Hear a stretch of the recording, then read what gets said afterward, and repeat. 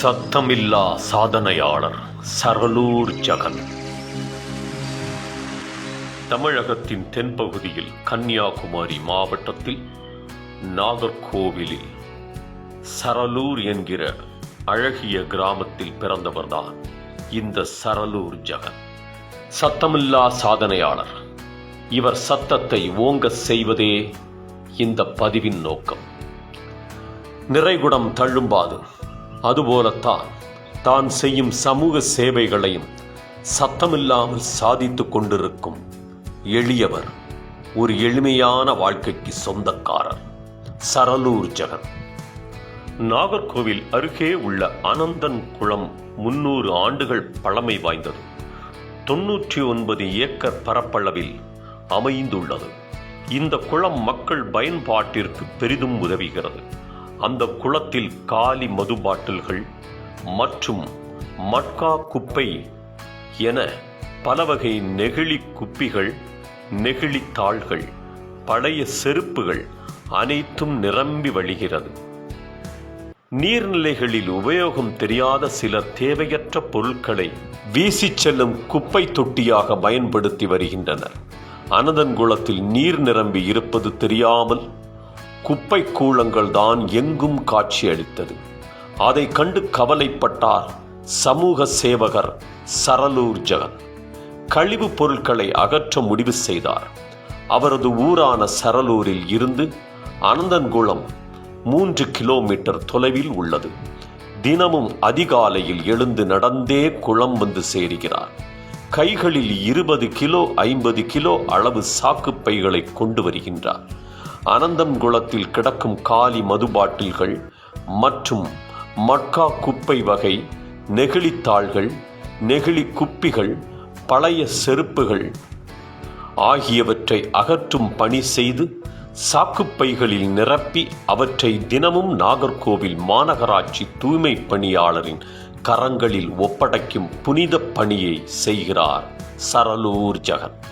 2 ஆண்டுகள் தொடர்ந்து சலிப்பின்றி தூய்மை பணி செய்ததன் விளைவாக பயன்பாட்டிற்கு வந்துள்ளது. மக்கள் நீராடி செல்கிறார்கள்.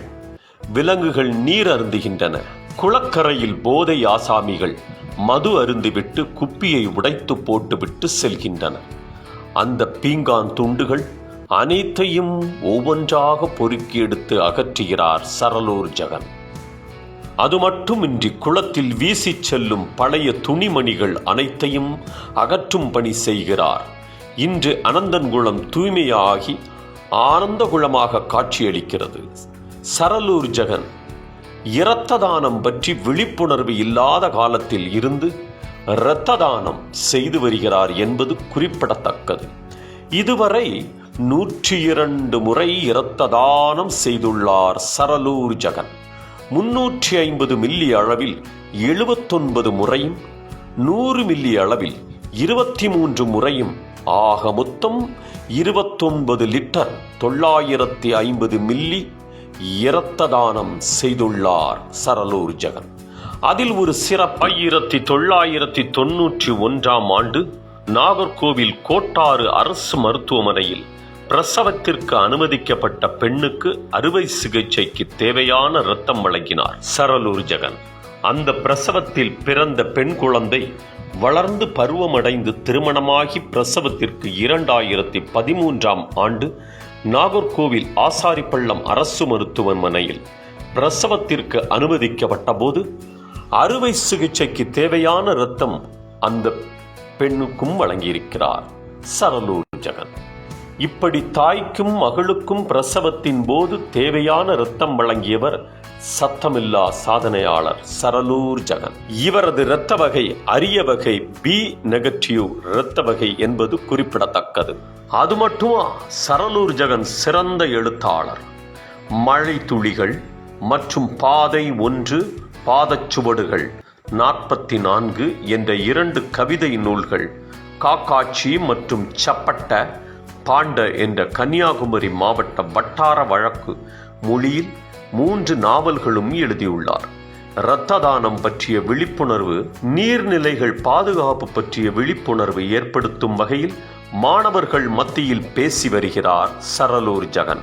எந்த ஒரு சேவையையும் பிறரை எதிர்பார்க்காமல் தன்னிடம் இருந்தே தொடங்க வேண்டும் என்று செயலில் காட்டி வரும் சரளூர் ஜெகன் அவர்கள் புங்கை மரங்கள், வேப்ப மரங்கள், அரச மரங்கள் ஆகியவற்றை நட்டு பராமரித்து வளர்த்து வருகிறார்.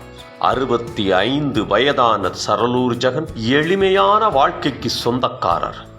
தனக்கென வாழாது பிறர்க்கென வாழும் ஒரு மகாமனிதர். சுயநலம் இல்லாத பொது நலத்தை பேணுபவர் இந்த சரளூர் ஜெகன்.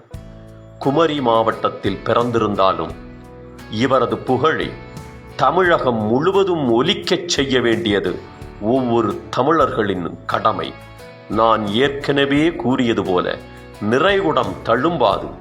அதனால்தான் இவரது சாதனை சத்தமில்லாமல் இருக்கலாம். அதை இந்த பதிவின் மூலம் உலகுக்கு எடுத்து ஓங்க செய்ததிலே பெருமையடைகின்றோம். வாழ்க சரளூர் ஜெகன் புகழ். நன்றி, வணக்கம். நல்லவர்க்கெல்லாம் சாட்சிகள் 2, ஒன்று மனசாட்சி, ஒன்று தெய்வத்தின் சாட்சியம்மா. நம்பிக்கை வைத்து கல்லையும் பார்த்தால் தெய்வத்தின் காட்சியம்மா. அதுதான் உள்ளத்தின் காட்சியம்மா, அதுதான் உண்மைக்கு சாட்சியம்மா.